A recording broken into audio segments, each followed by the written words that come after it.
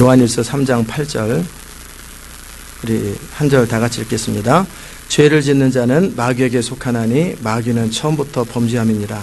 하나님의 아들이 나타나신 것은 마귀의 일을 멸하려 하심이니라. 아멘.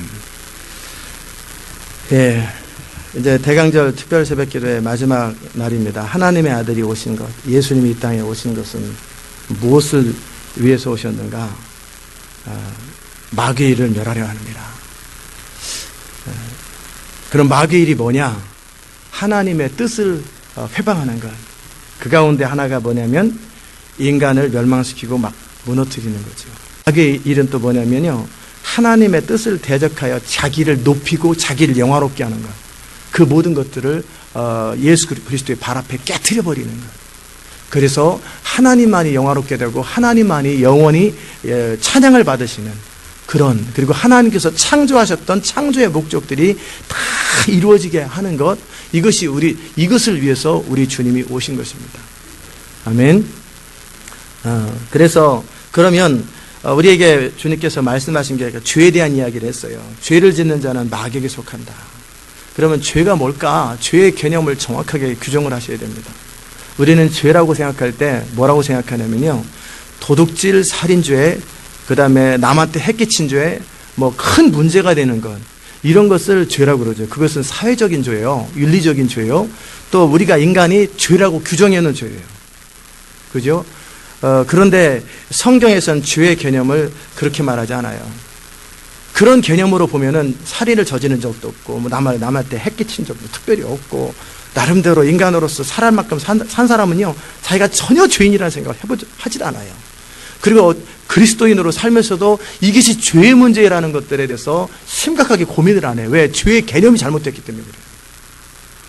죄의 개념이 잘못되었기 때문에 자기는 그 죄를 짓는 자마다 불법을 행하나니 죄는 불법이라. 그래서 그 죄를 짓는 자마다 마귀에게 거하고, 그래서 그의 삶 속에 하나님의 풍성함과 영광스러움을 다 놓쳐버리거든요. 그런데도 자기는 팔자라고 생각하고 자기가 부족했었다고 생각해요. 아니요, 죄의 문제 때문에 인생이 풍성하지 않는 거예요. 아멘. 정말이에요. 죄의 문제 때문에. 우리가 죄의 문제에 걸려 있으면요, 오늘은 시간에 여유가 있으니까 제가 너무 길진 않게 하더라도 제가 전할 이야기를 충분히 전하고, 그래서 양복 입고 왔어요. 저 크리스마스 예배까지 같이 있으려고. 저 혼자 기도하고 있으려고요. 여러분까지 데리고 있는 게 아니고 저 혼자 기도하고 있으려고. 집에 뭐 가서 뭐 하나, 아침도 안 먹는데. 그래서 이제 우리의 인생에 어떤 사업도 힘들고 공부도 못하고 그 다음에 뭐 이것도 못하고 저것도 못하고 막 못해가지고 그렇게 사는 부분도 하나의 문제고요. 두 번째는 인간관계도 못하고 행복하지도 않고 의미도 없고 소망도 없고, 이 모든 것에 대해서 우리는 능력의 문제라고 생각해요. 능력의 문제가 아니고, 그럼 능력의 문제라면 왜 하버드에서 자살을 하겠어요?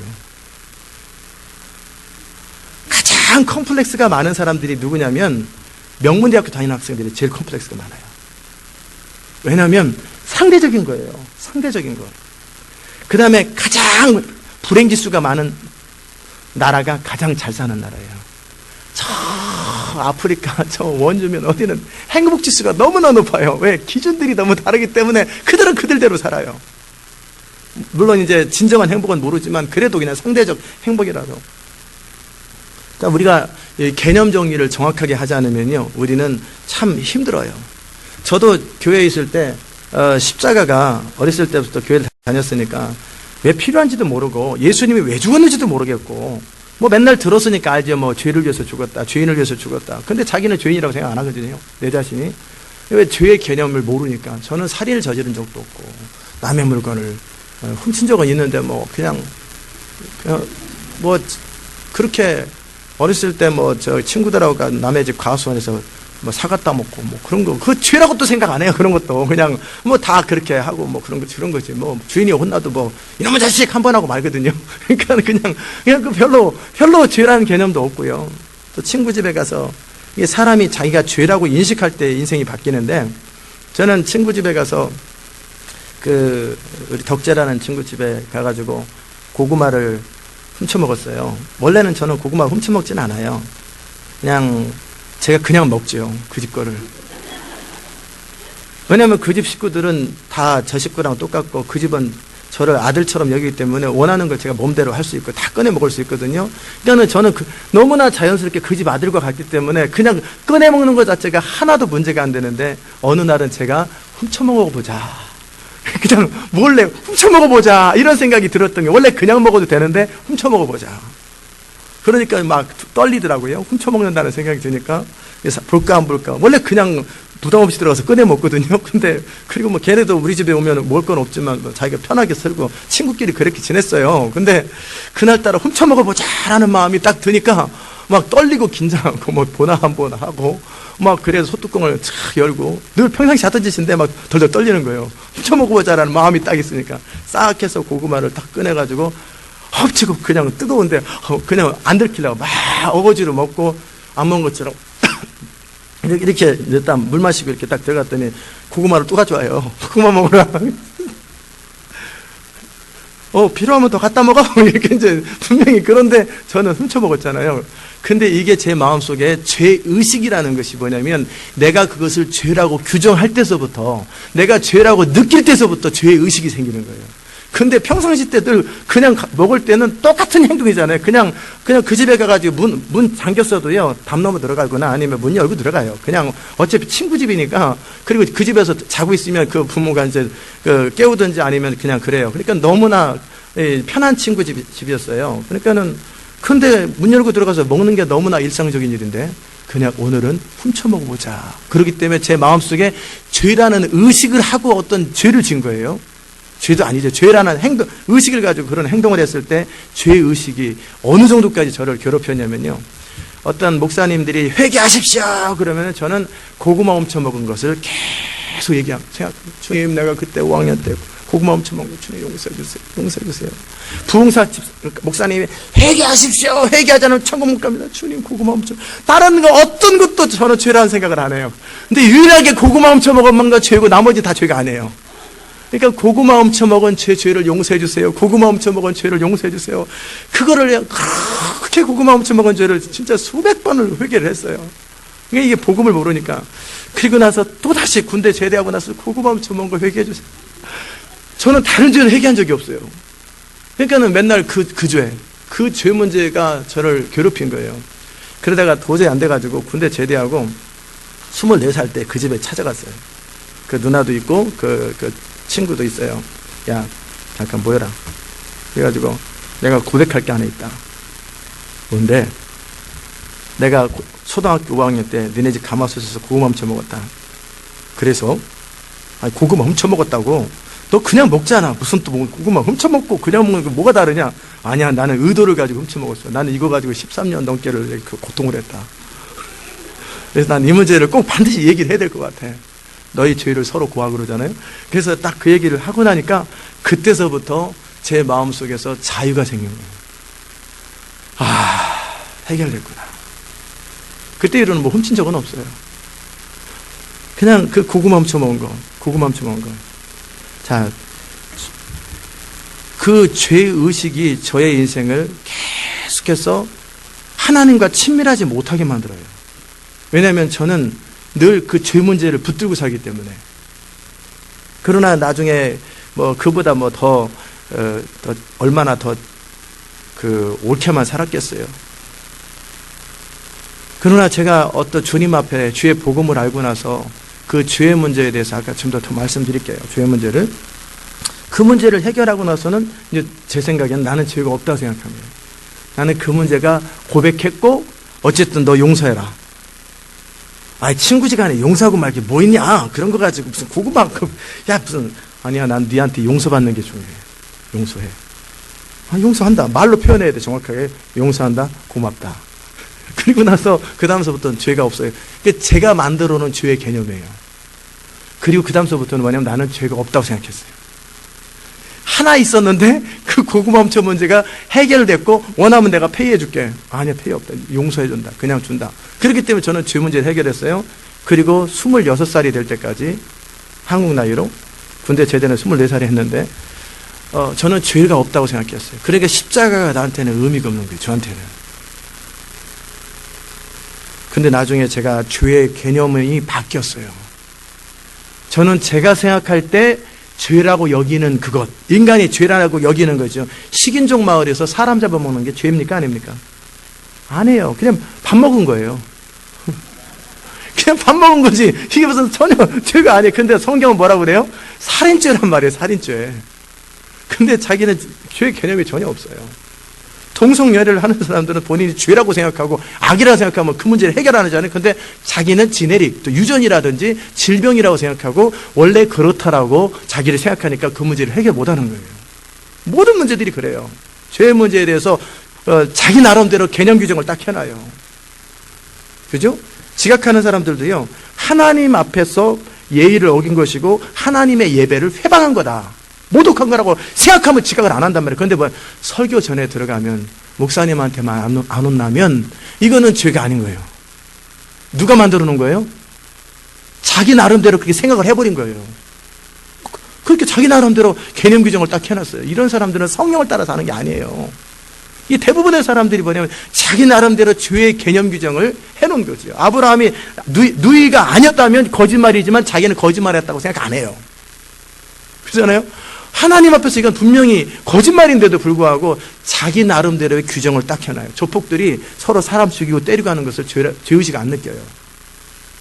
그죠?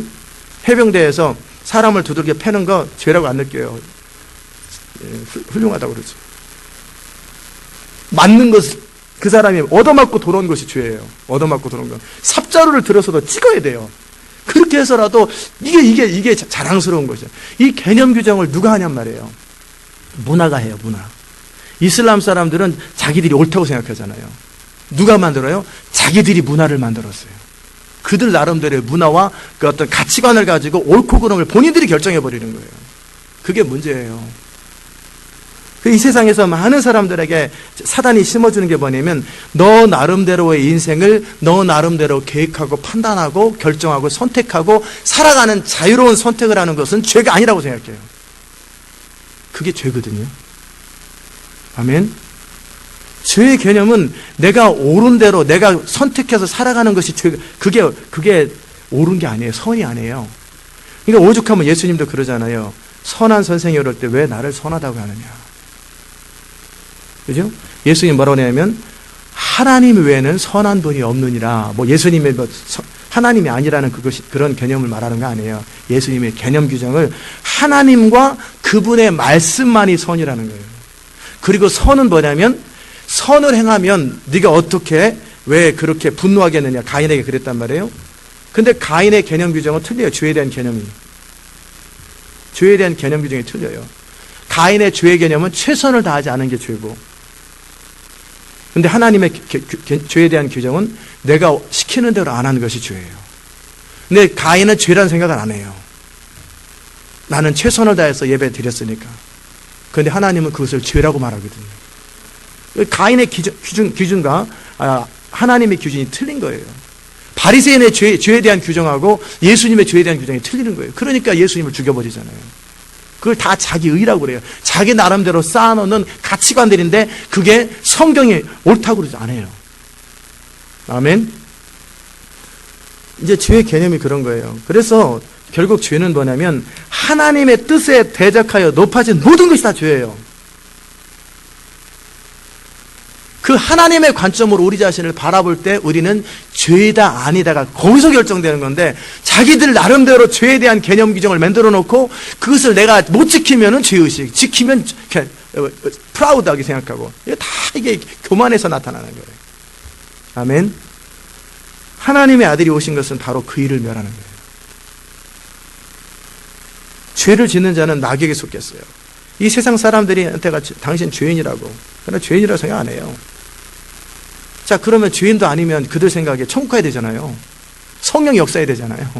역사 안 한다니까요. 가보면 다 지옥이에요. 세상 사람들은 스티브 잡스에 대해서 뭐라고 생각해요? 참 영웅 중에 영웅이고 책도 만들어내고 그렇게 만들어내요. 위대한 사람. 근데 하나님은 뭐라 해요? 너는 죄인이다, 지옥이다 하고 지옥에 보낸다니까요. 죄에 대한 개념 규정이 틀린 거예요. 너무나 틀려요. 그러니까 선이 뭐냐면 하나님의 말씀하신 것, 그리고 그분의 뜻대로 살아가는 것만이 선이에요. 그렇게 결정을 하셔야 돼요. 그렇기 때문에 나도 모르는 내 안에 죄가 있을 수 있고 당연히 있고, 그 다음에 그런 부분들을 성령이 조명을 해주셔야 돼요. 그렇게 할 때 이 하나님 안에서 내가 아무 거리낌이 없는 상태가 될 때 주님과 친밀해질 수 있거든요. 근데 이 죄 문제가 걸려있기 때문에, 또 어떤 사람은 자기는 죄라고 생각하지 않는데 그냥 제가 하나님하고 별로 친하지도 않지요. 그냥 마음속에 하나님이라고 어렸을 때 죄라는 개념 자체가 없으니까, 저는 죄진 것도 없으니까 예수님의 은혜도 모르고 하나님 나를 사랑하는 것도 모르고, 그냥 하나님은 창조주로서 나를 창조했으니까 내가 필요할 때 나를 도와주시는 건 그 개념으로만 딱 생각을 해요. 그런데 내가 그 주님의 뜻대로 살 이유도 없고 살아야 될 목적, 아무 관심도 없는 거예요. 죄인의 특징은 뭐냐면 바로 그런 거예요. 자기 인생을 자기 나름대로 설계하고 자기 나름대로 계획하고 자기 나름대로 살아가는 그거예요. 하나님이 뭘 원하는지 별 관심도 없어요. 아파하지도 않아요. 통곡하지도 않아요. 그런데 사람이 언제 바뀌냐면요, 바로 그때 바뀌어요. 내가 죄라고 여겼던 것, 내가 아니라고 여겼던 것, 죄가 아니라고 여겼던 것에 대한 개념 규정이 바뀌고 하나님이 보시는 관점으로 자기를 보기 시작하고, 그것이 성령의 조명 안에서 그렇게 가슴 아프고 안타까워할 때 그 죄의 문제가 해결돼요. 이해되셨습니까? 죄의 개념 규정을 제대로 안 하면 교회 안에서도요, 되는 대로 살고 있는데 자기는 전혀 죄의식을 안 해요. 그래도 예수 사랑하심을 그러면 자기 사랑하는 줄 알아요. 성경 날 사랑하심, 근데 왜 그렇게밖에 못 살아? 날 사랑하심, 날 사랑, 아주 자신 있게 성경에 써있네, 할렐루야, 그런다니까요.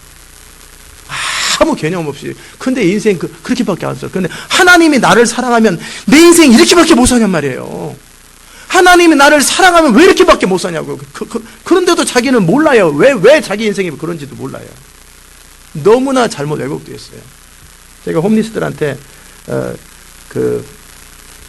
전도하고 그럴 때는요, 제가 꼭 기도합니다. 하나님께서 당신을 사랑하셔서 여기 다시 안 오게 해달라고. 다운타운에서 밥 얻어먹는 거 하지 말게 해달라고.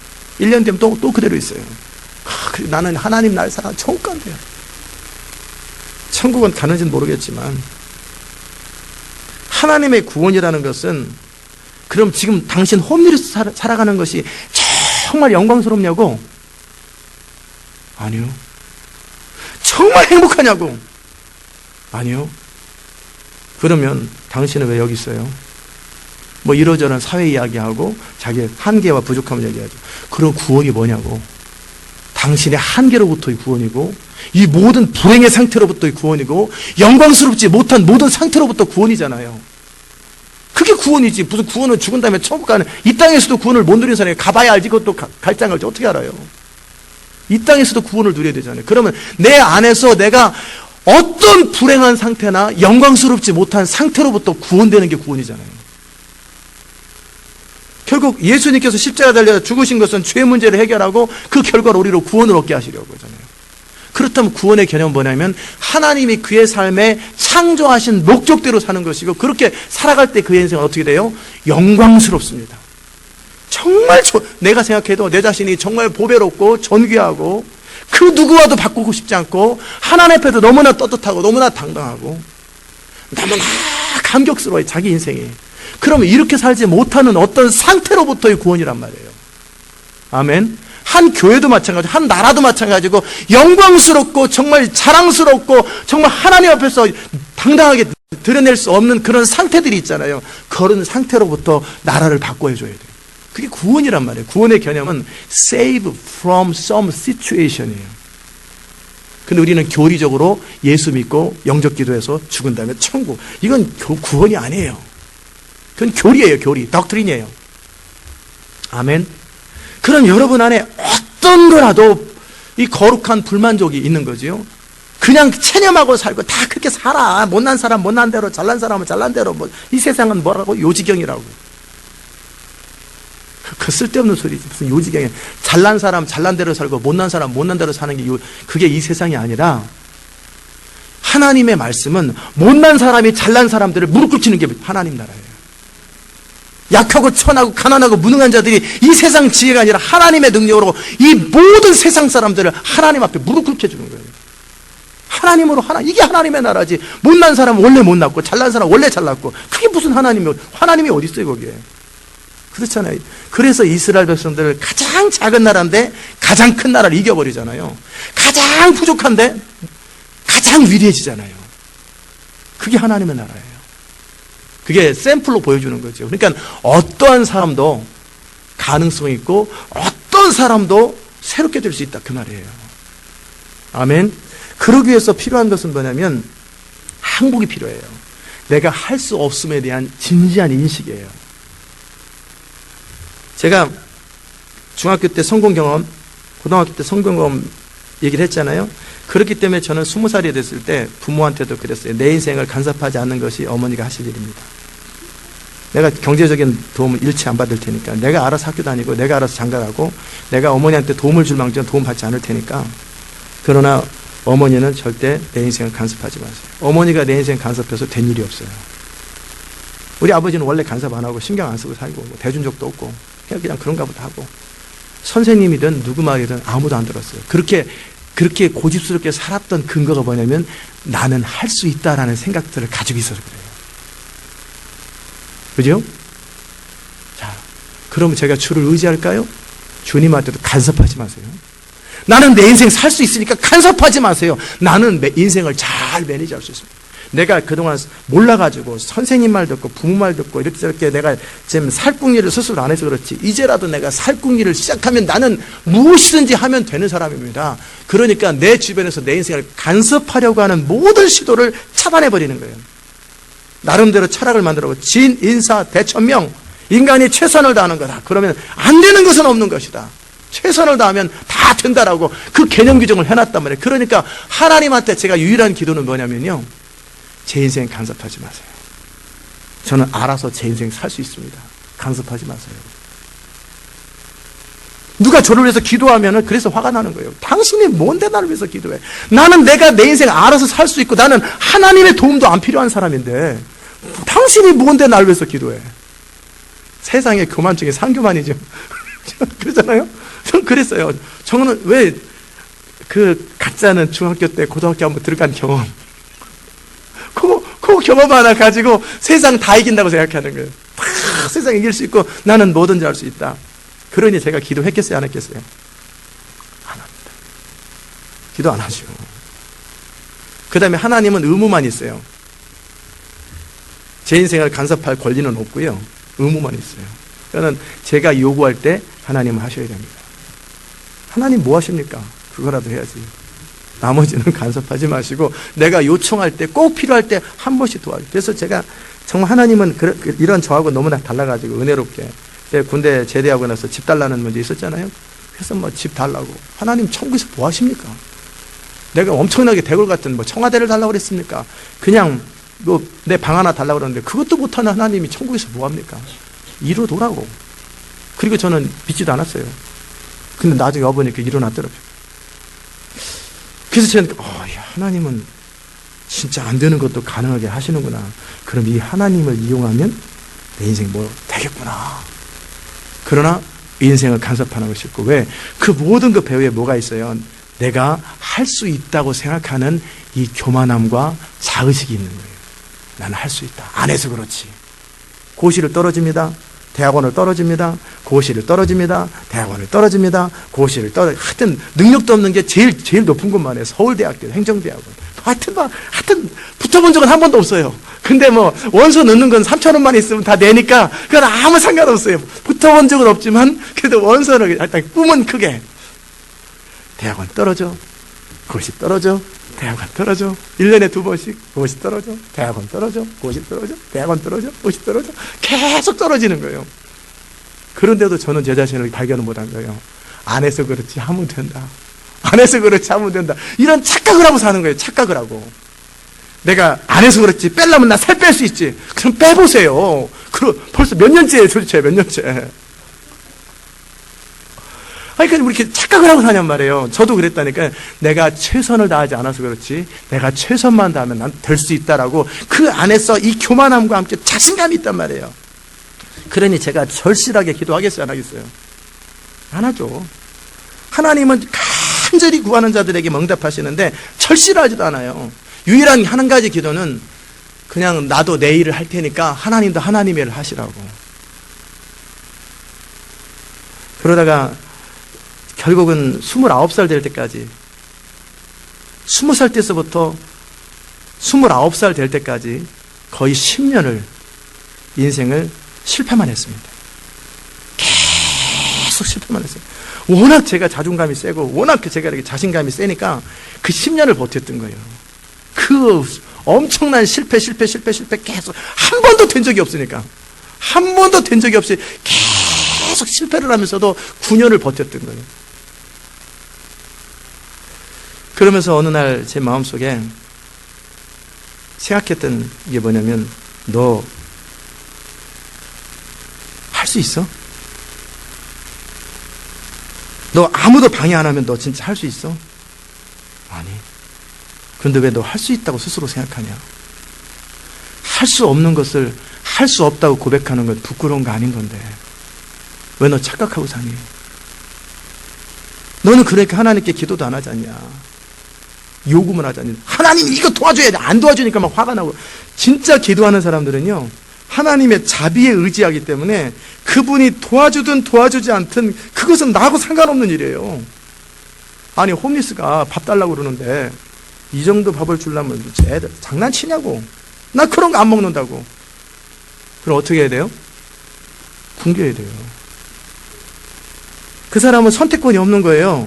그리고 지나가는 사람한테 왜 나한테 밥 안 주냐고. 이 사람 그냥 지다가 내가 달래는 거 못 봐? 그럼 이 사람은 뭐예요? 이거는 웃기는 거예요.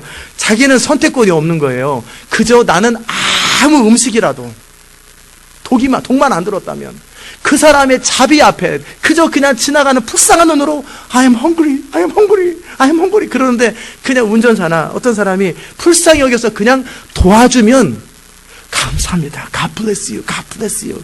이걸 겸손이라고 그러는 거예요. 아멘. 그 사람이 무슨 음식을 주든지 주든 안 주든 그 사람한테는 아무 말할 권한이 없는, 이게 기도의 상태예요. 이게 기도의 상태예요. 하나님 앞에서 나는 그저 주의 다윗의 자손 예수여 나를 불쌍히 여기소서 하고 나는 아무 선택권이 없는 거예요. 그분의 자비 앞에 내 자신을 맡겨드리는 거예요. 그리고 그분이 도와주면 감사한 것이고 안 도와줘도 어쩔 수 없는 인생이잖아요. 어쩔 수 없이 그렇게 하나님 앞에 서는 거예요. 아멘. 이걸 겸손이라고 그래요. 이걸 항복이라고 그래요. 그래서 그분이 이런 나 정말 대책 없는 수렁에 빠진 나 같은 이런 사람에게 그 은혜를 베푸실 때 그냥 뭐 $1 버거 이런 거 주는 게 아니라 정말 그를 씻기고 호텔에서 재워주고, 저도 그런 적 있어요. 호텔에서 재워주고 그리고 먹여주고 그렇게 하면은 그는 나는 그냥 이렇게밖에 할 수 없는 홈리스인데 왜 나에게 그렇게 그런 은혜를 베푸십니까? 은혜를 베풀고 안 베풀고 그러니까 베푸는 자의 마음이에요. 요구할 수가 없는 거예요. 그게 은혜입니다. 아무 자격 없고 아무 가능성이 없는 사람이 그저 은혜를 구했는데 안 주면 어쩔 수 없는 거예요. 그러나 주면 어떻게 해요? 감사한 거죠. 아멘. 이게 기도의 상태예요. 기도의 마음이에요. 너무나 컨셉이 다르죠. 뭐 맡겨놨습니까? 하나님께 떼주고 떼굴떼굴 굴르게 안 주면 그만이지. 그분의 것을 왜 우리가 때를 쓰고 그래요? 그분의 것은 그분의 뜻대로 하는 거지. 아멘. 자, 왜 여기까지 나왔냐면요, 죄에 대한 개념을 설명하다가 저는 몇 가지 죄를 가지고 있었는데 첫째는 죄에 대한 개념이 틀렸던 것이 가장 큰 죄였고요. 왜? 자기 생각이죠. 자기의. 내 생각에는 하나님의 진리보다 내 생각이 앞서는 거예요. 내 생각에는 옳고 그러냐는 상관없어. 내 생각이 어떠느냐가 중요하지. 이게 죄 중에 상죄입니다. 가장 큰 죄입니다. 자기의에 빠진 사람은 이건 대책이 없어요. 아무 대책이 없어요. 아멘. 두 번째 죄는 뭐였냐면 제 나름대로 자기의에 빠져서 정해놓은 규칙들이죠. 교통신호 어겨도 죄라고 생각 안 해요. 딱지만 떼주면 그것도 국가에 공헌한다고 생각해요. 세금 내준다. 그냥 이런 생각으로 자기 나름대로 죄다 생각을 안 해요. 이 모든 것에 출발해서 죄 중에 가장 큰 죄는요, 이런 이제 자기 나름대로 생각해서 그 결과로 내가 원하는 대로 내 마음대로 사는 죄예요. 내가 피조물인데 창조주처럼 내 인생을 내가 선택하고 내가 결정하고 내가 판단하고 내가 원하는 대로 살아가는 것이 지옥 가는 죄입니다. 아멘. 꼭 명심하세요. 도둑질보다 더 악한 죄예요. 살인죄보다 악한 죄가 내 인생을 내가 선택하고 내가 판단하고 내가 결정하고 내 마음대로 내 인생을 살아가는 것, 이게 죄 중에서 가장 용서받을 수 없는 죄예요. 아멘. 그렇게 죄인 가운데는 주님의 축복을 할 수가 없는 거예요. 왜 내 인생이 힘들어요? 내 주도권을 내가 창조주도 아닌데 내가 창조주처럼 내 마음대로 내 뜻대로 내 원하는 대로 내가 결정하고 선택하고 판단하고 이러니까 이런 사람 가운데 주님의 은혜, 주님의 축복이 부어질 수가 없어요.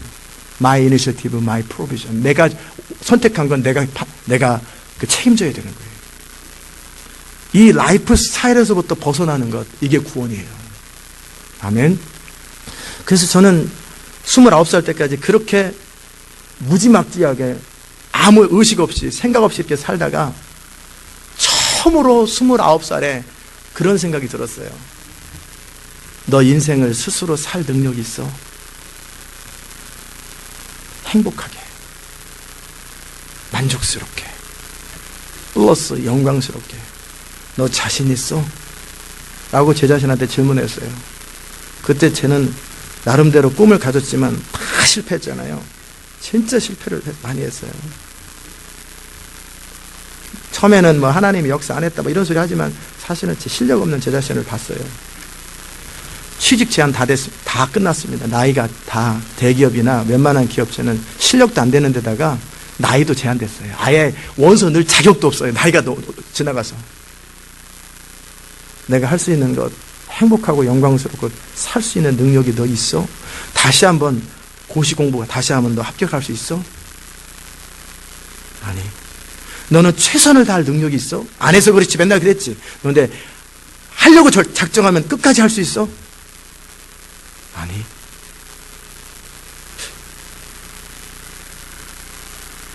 그것이 제 자신한테 인식한 거예요. 10년이라는 시간 동안에 나는 최선을 다할 능력도 없고 뜻을 정하면 이룰 능력도 없구나.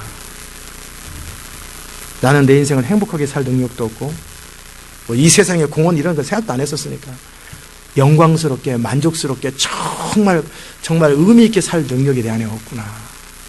그래서 죽으려고 그랬던 거예요. 그 사실을 진지하게 인식했어요. 그리고 나니까 처음으로 하나님 앞에 고개를 딱 숙이면서 항상 하나님 앞에 이렇게 대들었거든요. 나도 똑바로 하니까 이렇게 전도 많이 하고 이렇게 많이 하잖아요. 당신도 좀 똑바로 좀 하라고. 말은 안 하지만 제 마음속에 그 생각이 있는. 그러니까는 제 인생이 안 풀리니까 당신 뭐 했냐고, 똑바로 좀 안 살지. 하늘에서 뭐 하냐고 막 이런 소리. 이게 짝대기 던질라는 게 뭐예요? 다 이 건방져서 하는 소리잖아요. 나는 제대로 할 수 있는데 당신이 문제라 그 말이잖아요. 하나님 당신이 문제다. 근데 처음으로 인생에 대해서 진지하게 내가 문제로구나. 세상의 문제가 아니라 내 문제구나. 나는 인생을 꾸려나갈 능력이 없고 뜻을 정하고 지킬 능력도 없고 선택하고 판단하는 자신도 없고 나는 인생을 행복하게 살 능력도 없구나. 그럼 앞으로 살 날이 이렇게 많은데 이제 30도 안 됐는데 앞으로 어떻게 이 험한 세월을 어떻게 사냐. 이 삶이 너무나 막막해지는 거예요. 살아가는 것이 너무나 막막하고 이 앞으로 남은 생애를 어떻게 이 인생이라는 짐을 끌고 나가지. 이 짐을 어떻게 지고 가지. 어떻게 내가 이 인생을 살아가지. 그냥 이 인생이 너무나 막막한 거예요. 너무나 막막하고 사는 것이 막막하고 행복하게 살 능력도 없는데 인생을 그냥 버티고 70까지 살아야 된다는 게 너무나 인생이 짐스러운 거예요. 너무너무 짐스러워요. 어떻게 하면 좋을까? 인생은 힘들고 능력은 없고 그럴 때 처음으로 겸손해진 거예요. 그게 항복이에요. 그 상태가. 하나님, 제가 시키는 대로 할 테니까요. 저한테 말씀 한 번만 해주시면 아무 소리 안 할게요. 시키는 대로 할게요. 시키는 대로. 조건 이유 안 돼요. 그냥 시키는 대로 할게요. 하나님 저한테 한 번만 더 불러주세요. 사람들이 뭐라 그러든 내 자신이 그냥 시키는 대로 할게요. 시키는 대로. 주는 대로 먹을 게 그거잖아요. 주는 대로 먹을게요. 주는 대로. 그냥 홈리스니까 저는 인생 홈리스잖아요. 주는 대로 먹을게요. 주는 대로 먹을게요. 나 어떻게 골라 먹을 자격도 없고 선택할 자격도 없고 다 주는 대로 먹을게요. 좀 도와주세요. 나 살 자신 없어요. 나 살 자신 없어요. 그렇게 무력하게 있을 때 그때 우리 주님께서 은혜를 베푸시더라고요. 은혜는 그때 베풀어지는 거예요. 내가 되는 대로 살고 부족해서요. 시간이 교만하다가 자기의에 빠진 사람한테 은혜 안 베풀어져요. 진짜 나는 하고 싶고 살고 싶은데 진짜 나는 홈리스예요. 인생 홈리스예요. 정말 살 방법도 없고 능력도 없고 대책도 없고 그냥 주는 대로 먹을게요. 주는 대로 먹을게요. 도와주세요. 아무한테도 얘기를 못해요. 왜? 자존심이 상하니까. 근데 하나님 앞에서 울면서 주님 나 시키는 대로 할게요. 이제 이후로 시키는 대로 할게요. 주님이 시키는 그대로 할게요. 제발 나 좀 도와주세요. 이제는 내가 인생을 살 능력도 없고 자신도 없어요. 도와주세요. 그 상태 겸손 맞죠? 그때 은혜가 베풀어지더라고요. 그때서부터 주님이 저 인생을 이끌기 시작해요. 그때서부터 저 인생 가운데 주님이 간섭하기 시작해요. 그런 저의 인생은 정말 수렁에 빠진 인생, 아무 가치 없고 그냥 죽을 수밖에 없는, 에라 너나 나나 죽자 해가지고 가족들만에 결혼했으면 부인 때려 죽이고 애들 때려 죽이고 자기도 약 먹고 죽어버리고 이거잖아요. 인생 다 포기하고 아무 소망 없는 정말 그런 인생, 그런 인생에게 그게 죄의 결과였거든요. 왜 그럼 그렇게 됐을까요? 창조의 목적을 모르고 내 인생을 내가 살 수 있다고 생각하고 내 나름대로 선택하고 내 나름대로 가치관을 가지고 이 세상에서 오염된 그런 잘못된 생각들을 가지고 살았기 때문에 그 죄의 결과가 내 인생이 도적질 당한 거예요. 도적질하고 죽이고 멸망시키고, 그때 참 죽으려고 그랬어요. 죽어야 되겠다. 도적질하고 죽이고 완전히 망가져 버렸어요. 팽이 돼 버렸어요. 소망도 없어져 버렸어요. 이게 죄의 결과예요. 죄를 짓는 자는 마귀에게 속한 것이죠. 이러다가 이제 좀 더해지면 우울증이 걸리고 그러다 보면 저도 막 불면증에 시달려가지고 맨날 몇 달을 못 잤어요. 잠을 못 자요. 불면증에 시달려가지고. 이 죄의 결과예요. 그런 그들에게 하나님의 은혜가 부어지는 거예요. 언제? 나를 도와주세요. 다윗의 자손 예수요. 아무 얘기도 안 들려요. 누가 뭐래도 저는 상관없어요. 주님 나를 불쌍히 여기세요. 주님 나를 중심에서부터 깨어진 심령으로 하나님 나를 도와주세요. 어떤 한 가지가 아니라 인생 전체를 도와달라고 막 부르짖을 때 주의 은혜가 제게 임하면서 주님의 인도하심이 뭐였냐면 이제 이후로 네 뜻대로 살지 마라. 그게 죄였다. 네 원하는 대로 살지 마라. 그게 죄였다. 그 죄의 결과는 그렇게 비참하다. 네 인생이 도적질 당한다. 이제 이후로 나의 뜻대로 살아라. 내가 명하는 대로 살고 내가 이끄는 대로 살아라. 아멘. 그게 구원이에요. 우리는 하나님 뜻대로 살아가면 이게 무슨 무능한 것 같지만 그게 창조의 목적이에요. 그게 가장 존귀한 것이고 그게 인간이 인간 되는 거예요. 그 영광이 영광 되는 거예요. 그러면 바로 하나님은 우리를 통해 그분이 원하시는 것들을 다 이루실 수 있어요. 그 결과 우리는 영광에 참여하고 그 결과 제가 지금 여러분 앞에 서 있잖아요. 여러분이 지금 저 정말 대책 없이 홈리스로 그냥 주는 대로 먹겠습니다. 지금 그러고 있는 그 사람의 말을 지금 여러분이 듣고 있는 거잖아요. 그잖아요. 여러분이 지나가는 다운타운에 가지고 홈리스 그 사람만 앉아가지고 다 말씀해 주세요. 안 그러잖아요. 그냥 적선하는 존재잖아요. 근데 적선받을 수밖에 없는 저의 존재가 이제 죄에서부터 벗어나서 어떻게 내 멋대로 사는 것에서 벗어나서 하나님의 뜻대로 살기 시작하고 그렇게 빚어지기 시작하니까 하나님의 원하시는 것들이 저를 통해서 다 이루어지고, 그리고 하나님은 저한테 분명히 말씀하셨어요. 너처럼 만들어라. 저와 같은 성격을 만들어라는 것도 아니고 저와 같은 방향으로 가라는 그 말도 아니에요. 제가 지금 표현했던 완전히 하나님 앞에 항복되어서 주만을 의지하고 주님이 원하시는 대로 그대로 사는 그 상태. 그러면 여러분의 모든 인생도 각자 부르심대로 정말 존귀해지고 영광스러워지고 찬란해지고 창조의 목적을 이루게 되는 거예요. 인생은 바로 거기서 풀리는 거예요. 마귀는 바로 그 인생의 주도권을 양보 못하게 하는 것이고, 하나님은 그 인생의 주도권을 빼앗으려고 하는, 싸움 중에서 가장 큰 싸움이 뭐냐면요, 주도권 싸움이에요. 주도권. 부부도 뭐가 언제 싸워요? 주도권 싸움. 절대 남편한테 앉으려고 그러고 부인한테 앉으려고 하는 그 자존심 싸움이잖아요. 그럴 때 불행의 원인이에요. 주도권을 내려놓으세요. 남편을 주장하지 말고 아내를 조종하지 말고 주장하지 말고 서로 주도권을 내려놓고 겸손히 서로 리스펙트 하세요. 서로 존중하고 서로 귀히 여기시면 거기서부터요 행복이 시작돼요. 교회 안에서도 뭘 주장하려고 그러지 마세요. 그냥 다 내려놓고 그냥, 아니 내가 지금 홈리스인데 누가 누구를 주장해요? 그저 주는 대로 먹기에도 지금 감지덕지인데 내가 누구를 무슨 큰 소리를 치고 무슨 주장을 하냔 말이에요. 아무 의미 없는 소리. 아니 홈리스가 뭐 국가 민족을 위하여 우리가 어떻게, 그러면 야 밥이나 먹고 살아라. 지금 내 인생도 아까는 못하는데 무슨 주장이 필요하고 무슨 의견이 필요해요. 나를 불쌍히 여기달라. 나를 불쌍히 여기달라. 아멘. 거기서부터 출발하는 거예요. 그러면 하나님의 사람은 주장합니까? 아니죠.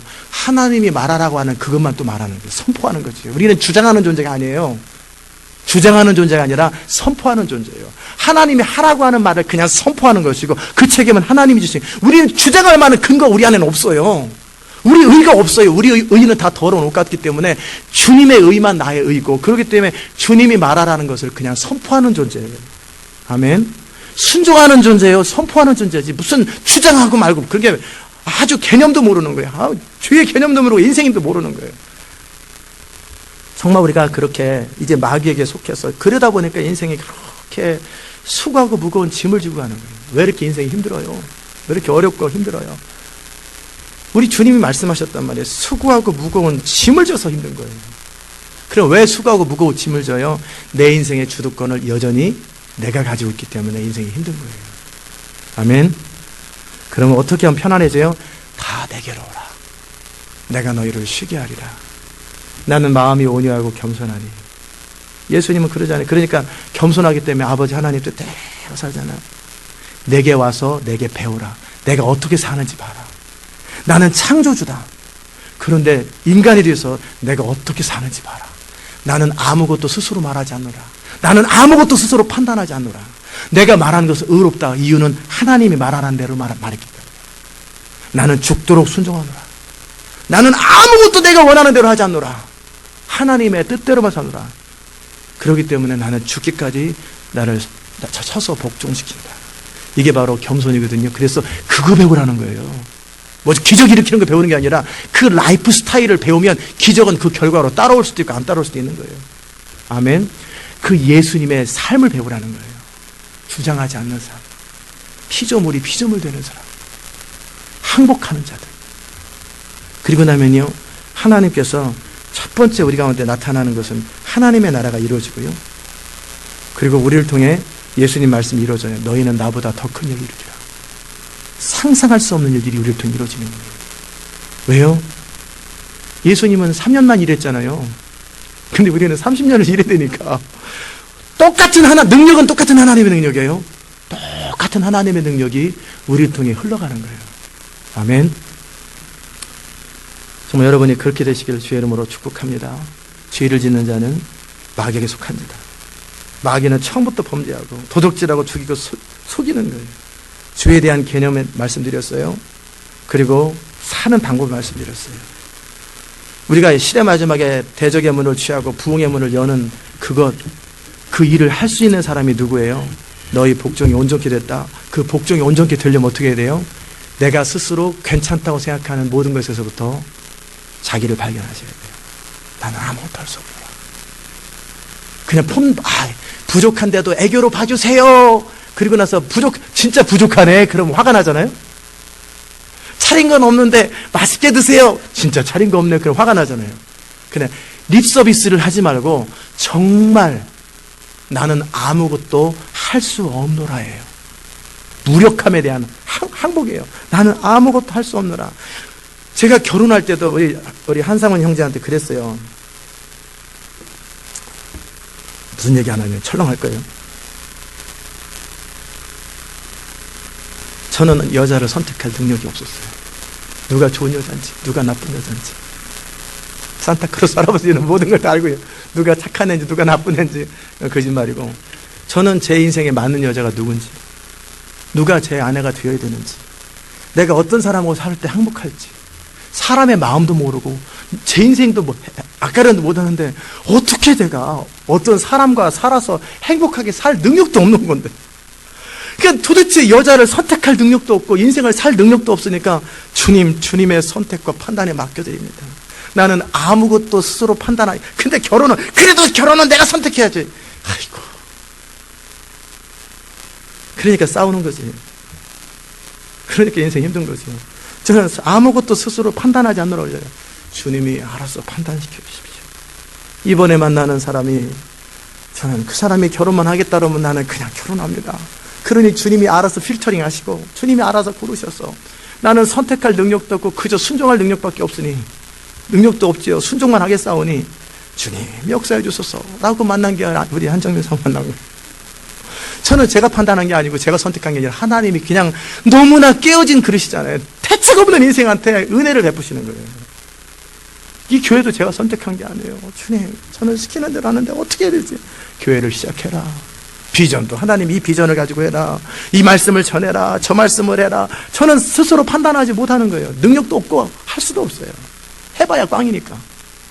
중심으로 깨어진 사람들은 아무것도 스스로 판단하지 않는 거예요. 아멘. 이 상태가 될 때 하나님이 모든 것을 다스릴 수 있어요. 이 상태가 될 때 이걸 구원이라고 그래요. 아멘. 예수님께서 나는 스스로 아무것도 하지 않는다. 그러니까 우리는 세상 관점으로 멍청하냐 너? 나는 아무것도 판단하지 않아. 너 바보냐? 그러잖아요. 근데 그게 지혜의 비밀이에요. 그게 지혜의 비밀이에요.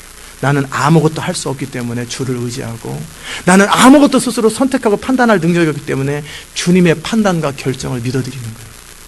아멘. 그래서 주님의 말씀이 영생인 줄 알고 그대로 순종해드리는 거예요. 그럴 때 내 안에서 처음으로 예수님이 누리셨던 자유, 행복, 하나님이 창조하셨던 창조의 목적이 이루어지면서 안에서 기쁨이 흘러넘치고, 그리고 많은 것들이 이루어지기 시작하고 행복들이 주어지는 거예요. 아멘. 전 여러분이 그렇게 사시길 바랍니다. 그게 구원이에요. 예수님이 오신 목적이 바로 그거예요. 그 일을 이루기 위해서. 이 땅에서 수고하고 짐진 모든 사람들에게 희소식, 복된 소식은 바로 그 구원의 길이에요. 티켓 얻어서 천국 가는 게 아니라 구원의 라이프, 예수님이 말씀하셨던, 사셨던, 보여주셨던 그 라이프대로 살아가는 것, 그렇게 하기 위해서 성령이 우리 가운데 이끄셨고, 그래서 첫 번째 관문은 뭐냐면 자기 자신의 죄인임을 깨닫고 무능함을 깨닫고, 주님, 죄를 짓는 데는 잘하지만 하나님의 뜻을 행하기에는 너무나 무능합니다. 주님, 나를 도와주세요. 중심으로 항복을 하고, 브로큰 하트죠. 항복을 하고 주님을 의지하고 살아가는 것. 그런데 바로 그 사람을 통해 도시의 문이 열려요. 그런 사람을 통해 역사의 문이 열려요. 그런 사람을 통해서 하나님의 뜻이 다 이루어져요. 그러면서도 그는 찬양하고 감사하고, 내가 한 것이 없고 나는 무익한 종이기에 그저 시키는 대로 했을 뿐입니다. 이런 사람은 아무 주장도 없어요. 나름대로 의견이 아무것도 없어요.